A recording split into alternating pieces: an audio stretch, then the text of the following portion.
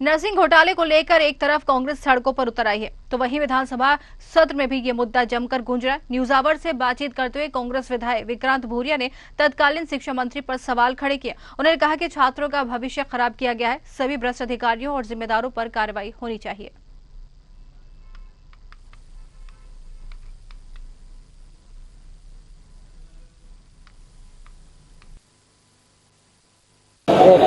कहीं बिल्डिंग नहीं तो कहीं शिक्षक नहीं, और इस तरह से चला नर्सिंग घोटाला, और पूरे सदन में नर्सिंग घोटाला का मुद्दा युवा कांग्रेस के नेता उठाते रहे। हमारे साथ विक्रांत भूरिया विधायक मौजूद हैं, उनसे बात करेंगे।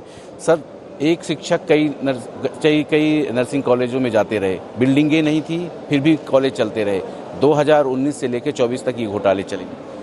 देखिए, ये घोटाला बताता है कि मध्य प्रदेश की शिक्षा व्यवस्था कितनी करप्ट हो गई है, ये सरकार कितनी करप्ट हो गई है। पहले व्यापम घोटाला हुआ, फर्जी डॉक्टर तैयार करे इन लोगों ने। उसके बाद अब नर्सिंग घोटाले में नर्सिंग स्टाफ पूरा फर्जी तैयार कर दिया।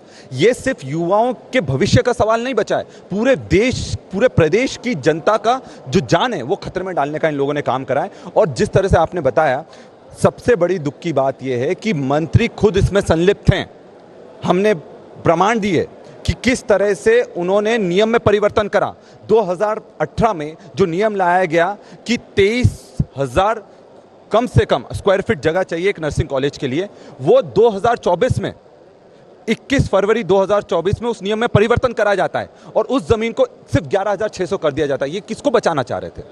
आप सोचिए कि कोर्ट में जब जांच चल रही है, सीबीआई जांच कर रही है, और इन्हें नियम में परिवर्तन कर दिया ताकि जो अवैध कॉलेज हैं उनको वैध बना सकें। और इससे बड़ा प्रमाण क्या होगा? और हमने ये चीज़ सदन में रखी है। अच्छा, ये बात ये भी उठ रही है कि जो डॉक्यूमेंट पेश किए गए उसमें तत्कालीन शिक्षा मंत्री विश्वास सारंग के भी जो लेटर हैं वो मीटिंग हुई थी वो भी बताई गई। मीटिंग के बाद सीधे कॉलेजों को मान्यता दे दी गई थी। तो कहीं ना कहीं भ्रष्टाचार और जो करप्ट लोग हैं वो अभी भी उस पर, कुलपति, कुल सचिव, ये तमाम लोग अभी भी विद्यमान हैं। देखिए, करप्ट व्यक्तियों को बचाता है।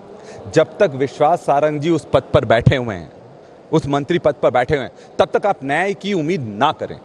पैसा दिया जाएगा, डराया जाएगा, धमकाया जाएगा। हमारे लोग जिन्होंने आवाज़ उठाई, 9 एफआईआर उन पर कर दी गई।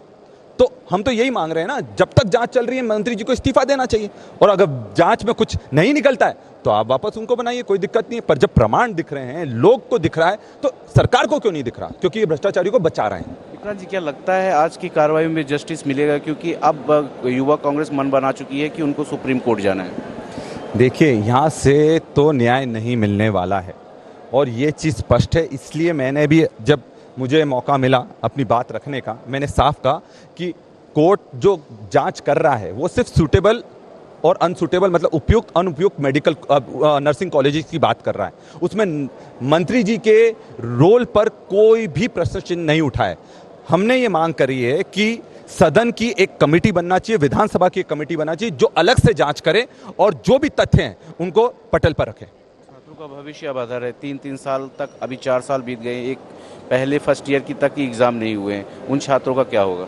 हमने ये भी बात रखी कि जो 4 साल युवाओं के खराब हुए हैं, उनको मेंटल जो प्रताड़ना झेलना पड़ी है, वो उस चीज़ की भरपाई सरकार को करना चाहिए। कहीं ना कहीं जो एजुकेशन में इतनी देरी हुई है, उसकी भरपाई आपको चाहे फाइनेंशियली करें, चाहे ईयर वाइज करें, वो पूरी भरपाई सरकार को करना चाहिए। अंजाम तक पहुँचाएंगे इसको, आखिरी तक लड़ेंगे। तो ये हमारे साथ थे विक्रांत भूरिया जी, विधायक थे, जहाँ जिनका साफ तौर पर कहना है कि नर्सिंग घोटाले में कहीं न कहीं बड़े लोग भी संलिप्त हैं। तत्कालीन शिक्षा मंत्री का भी नाम आया है, और तमाम जिस तरह से बड़े अधिकारी इसमें संलिप्त हैं उन पर सब पर कार्रवाई होनी चाहिए। अगर इन पर कार्रवाई नहीं होती है तो सुप्रीम कोर्ट भी, हालांकि कांग्रेस ने बताया है कि सुप्रीम कोर्ट भी जाएगी, लेकिन विधानसभा में उन छात्रों का भविष्य की चिंता भी जताई गई है जिन छात्रों ने अभी 4 साल तक एक बार भी एग्जाम नहीं दिया है। फिलहाल देखना ये होगा कि जो डिप्टी सीएम है राजेंद्र शुक्ला और या मुख्यमंत्री मोहन यादव इस पर क्या एक्शन लेते हैं, क्या इन पर कार्रवाई होती है। कैमरामैन मुकेश के साथ सत्यम शर्मा, न्यूज़ आवर भोपाल।